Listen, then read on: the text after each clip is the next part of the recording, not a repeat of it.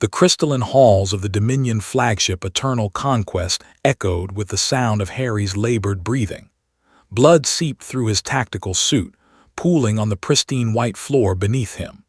The human warrior slumped against the transparent wall, watching stars streak past as the massive vessel continued its journey through the void.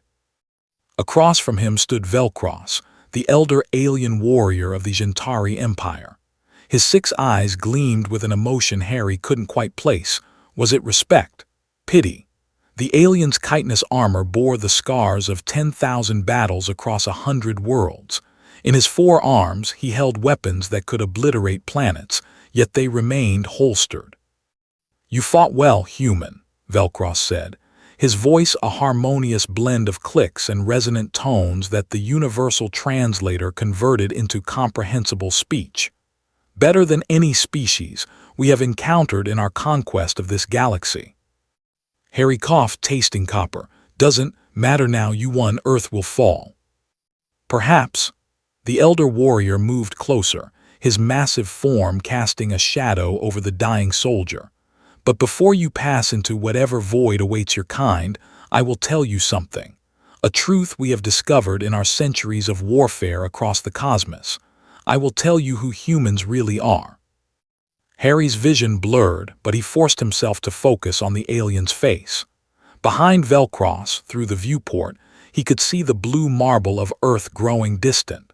Somewhere down there, Honey was waiting, his sister, his only family, believing he would return from this suicide mission to buy humanity time. "We Gentari," Velcros began, settling into a sitting position that brought him closer to Harry's eye level, "have conquered 47 civilizations. We have crushed the mighty Korvax, whose technology made stars dance to their will. We have decimated the hive mind of Sector 9, a collective consciousness spanning millions of beings.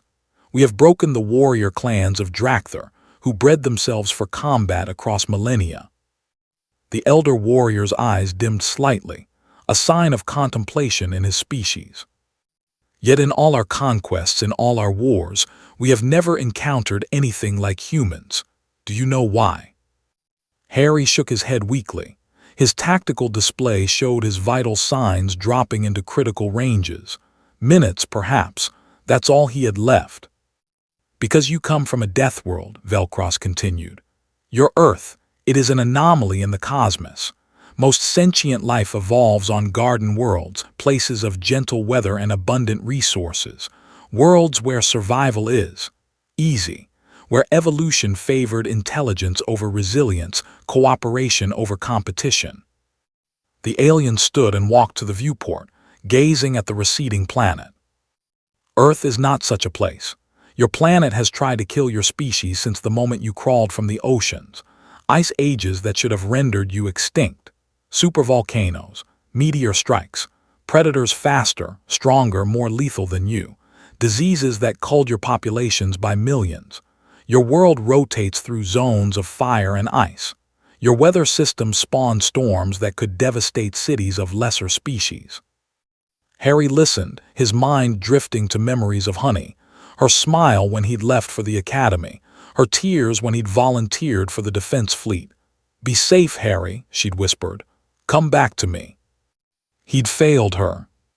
"And yet," Velcros turned back to face him, "you survived. More than survived, you thrived. You conquered your own planet before you ever reached the stars. Do you understand what that means?" "We're tough," Harry managed a weak smile. "No, human. You are something far more terrifying than tough."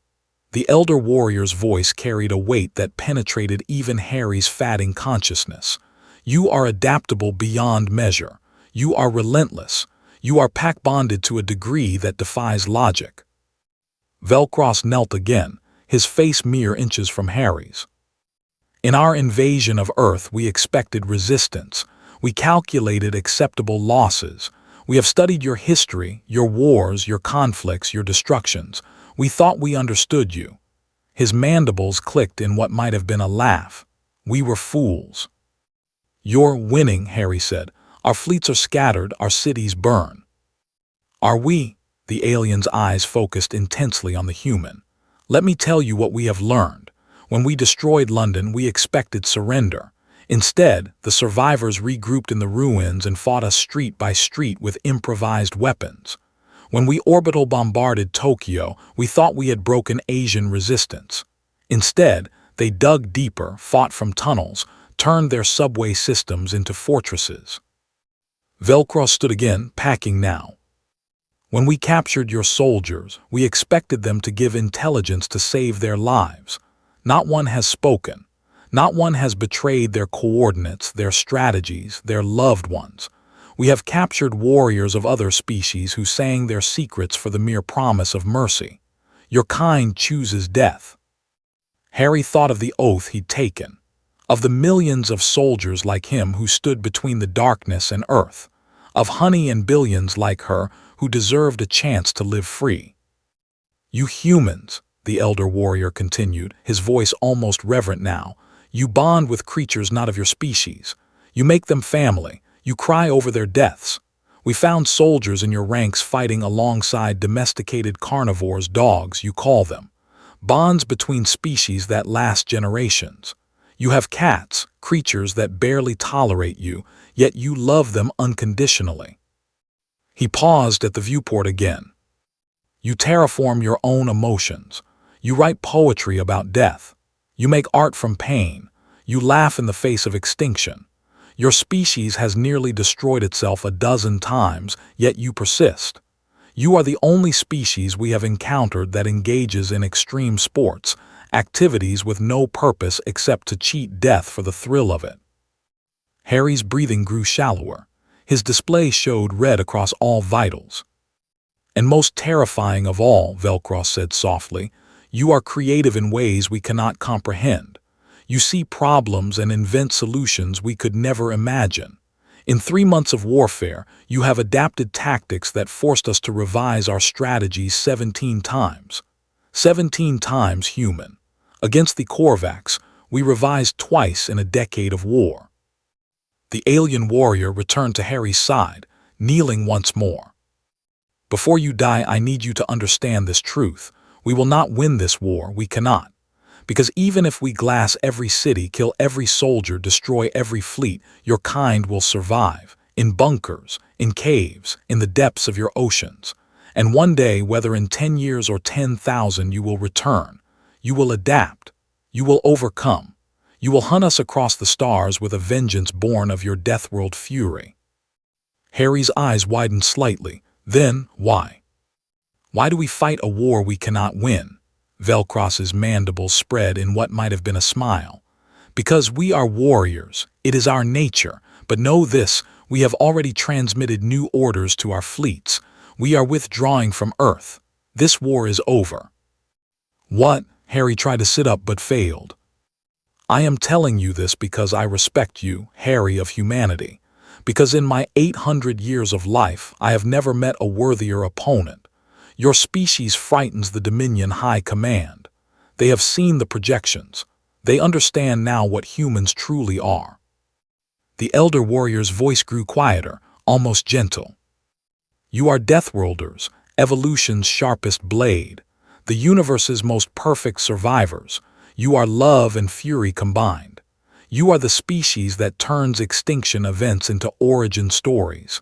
You don't just survive the impossible, you find meaning in it, art in it, hope in it. Harry's vision faded to darkness at the edges. He thought of Honey, sweet, brilliant Honey who loved ancient Earth literature and stargazing. Will you tell my sister, he whispered, tell Honey I tried. Velcross placed a gentle hand on Harry's shoulder. You will tell her yourself, human, I am releasing you. A medical pod is being prepared. You will survive this day. Why? Harry breathed. Because, the elder warrior said, a warrior of your caliber deserves to see his home saved. And because I want humanity to remember that not all aliens are enemies. Perhaps one day, when your kind reaches the stars with the fury and love that defines you, you will remember mercy was shown. The alien stood and activated his communicator. Bring the medical team, full revival protocols. As consciousness finally slipped away from Harry, he heard Velcro speak one last time. Survive, human. Return to your honey. Tell your species what you are. And when you reach the stars, remember, the elder alien warrior of the Gentari saw your true nature and chose peace. In the darkness, Harry smiled. Humanity would survive, honey would be safe.